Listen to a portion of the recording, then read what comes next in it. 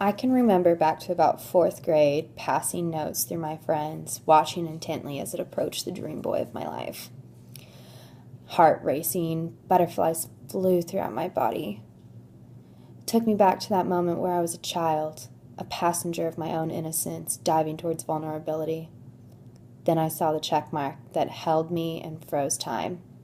Anticipating the retrieval of the paper, watching it as it passed through my best friend's hands and then wound up in mine.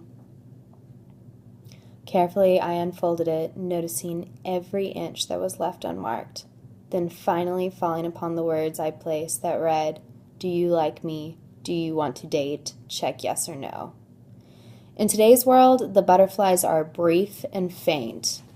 With over thousands of Tinder matches and friends of friends on the Facebook, it's not a surprise to anyone that relationships have taken a major decline within the millennial generation. We are the first generation to have ever been exposed to this much technology that is now readily available. I hope to give an insight on the statistics of using social media sites for personal relationships, how the perception of relationships have changed, and the growing phenomena of interpersonal electronic surveillance.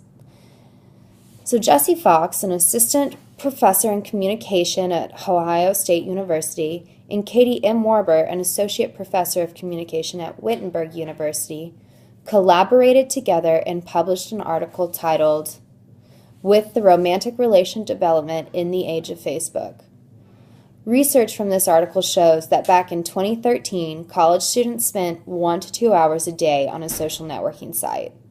Relative census have yet to be recorded, but I feel like we could all safely agree that that number has gone from probably 1 to 2 hours to 3 to 7. I mean, I know I can easily. Within the article, they speak out on how social networking sites can help us grow and so as individuals. A semi-public profile gives you the ability to identify and connect with other users that share the same political, religious, health, and now even weather views as you, without even giving a last name for anyone to trace who you are. You are given a platform of how you can portray yourself, your life, and things that interest you, attracting attention from those that share like-minded feelings, like-minded thoughts, or even the most superficial feelings. The feeling of growing close to someone is now expressed via text, messenger, DM, etc. Because now that's comfortable. That's the way to do it. The art of love has changed, and it will forever be changing.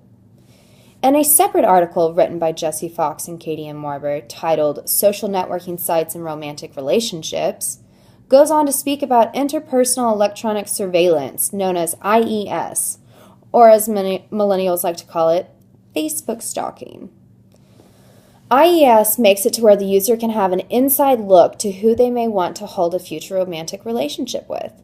Creates an easy access to personal information and past information, setting the tone that the user has gained all that he needs to know to possibly create the idea of whether or not they'd like to further this romantic notion.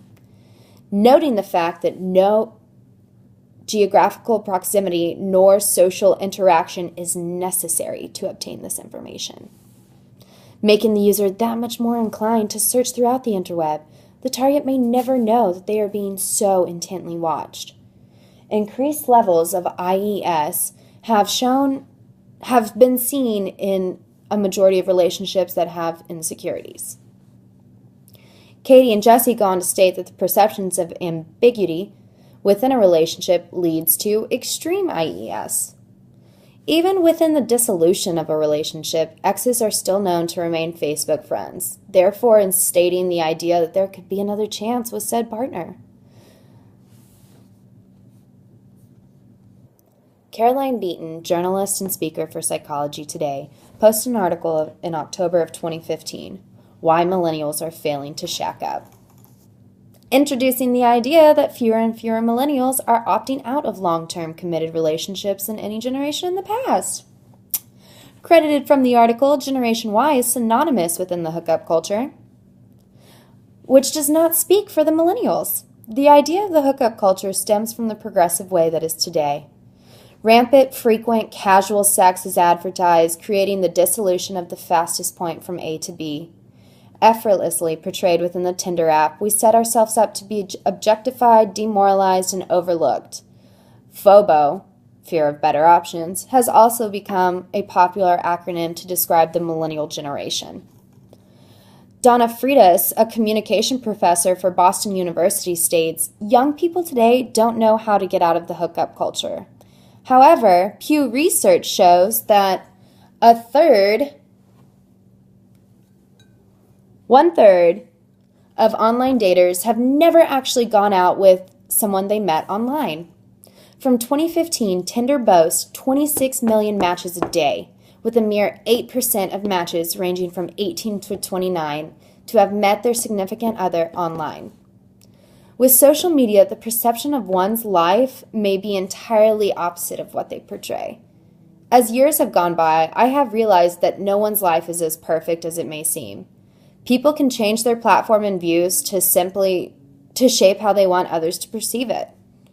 I hope I can enlighten a few of you on the advancement of social media and relationships, the understanding of millennials, and how we are learning to cope with technology and relationships as they become kind of one, and the dangers and opportunities from IES. But everyone, remember, let's not be afraid to check yes. Let's not be afraid to step out of our comfort zone and go talk to that person. You miss 100% of the shots you don't take.